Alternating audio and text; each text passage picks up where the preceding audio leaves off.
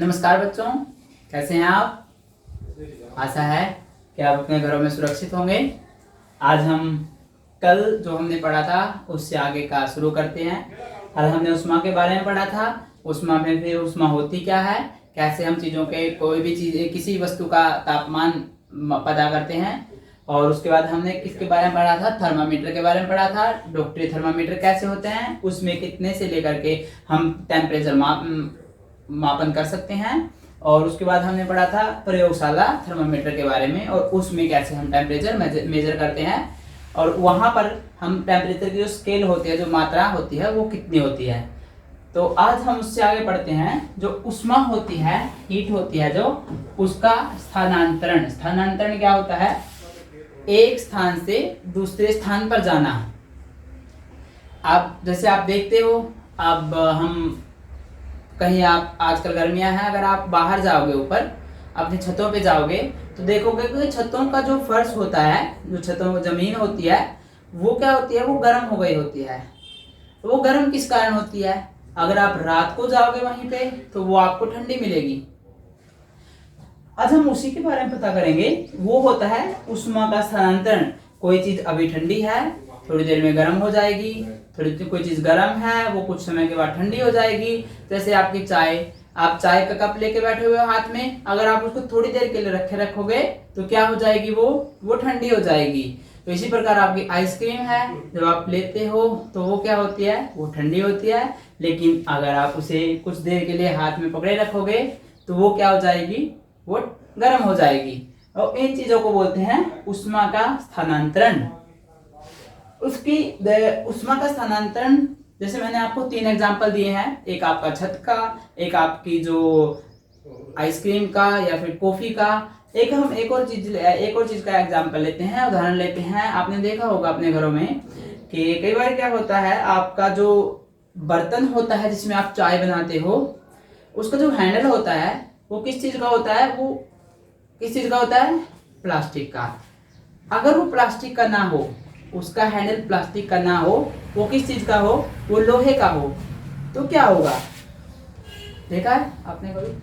हाँ, क्या होगा, वो गर्म हो जाएगा। अगर प्लास्टिक का हैंडल रहेगा तो वो ठंडा रहेगा।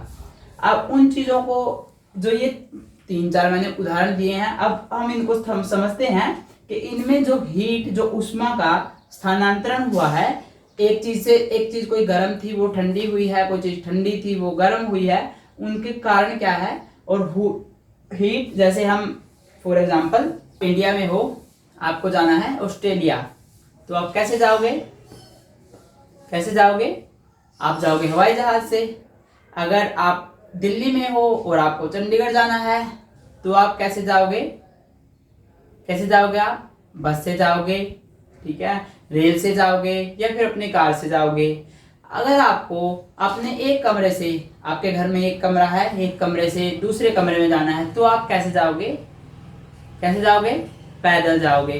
तो वो क्या हुए, वो जो आपका स्थानांतरण है, जो ट्रांसफर होने के वे थे, वो तरीके हुए। एक हो गया आपका हवाई तरीका, एक हो गया आपका सड़क मार्ग, एक आपका हो गया पैदल का रास्ता।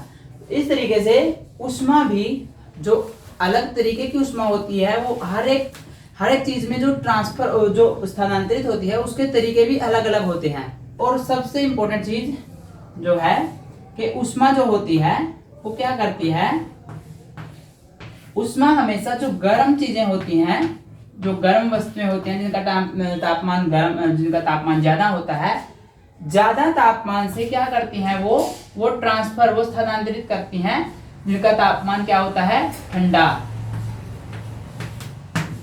ठीक है। अब मान लीजिए आपके पास यहाँ पर एक है, चाय का कप है, और उसमें आपका टेम्परेचर है। अब इसमें आपने चाय रखी है, अगर चाय गर्म चाय है तो मान लीजिए उसका टेम्परेचर आपका हो गया होगा, हम सपोज करते हैं आपका है 50 डिग्री सेल्सियस।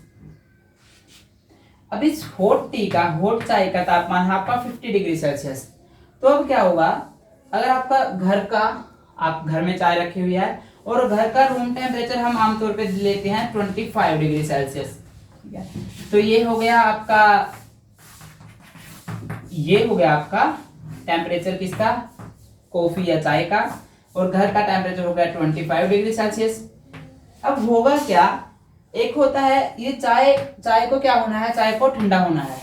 आपको पता है रखी हुई है चाय होगी ठंडी, लेकिन अब इसमें जो हीट है हम ये देख लेंगे कि इसमें जो हीट है वो इधर आएगी या फिर जो ठंडी चीज है, ठंडी हीट है, जो ठंड है यहाँ पर, वो जो ठंडक है वो इसके अंदर जाएगी।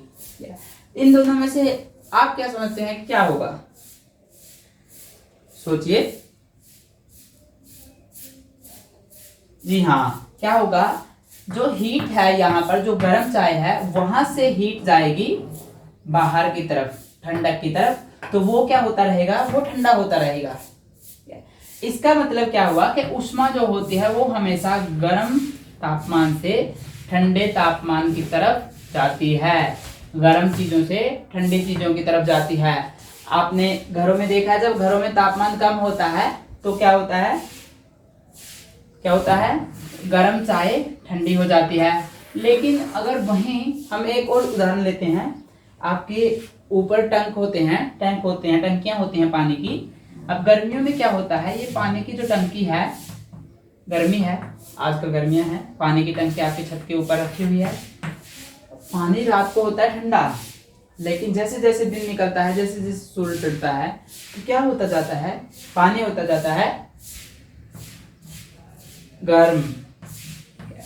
तो पानी क्या हो गया, दोपहर में गर्म हो गया। अब यहाँ पर भी एक हीट ट्रांसफर, एक ऊर्जा का स्थानांतरण हुआ है। जो सौर की ऊर्जा थी वो पानी के अंदर आई है और पानी क्या हो गया है, गर्म।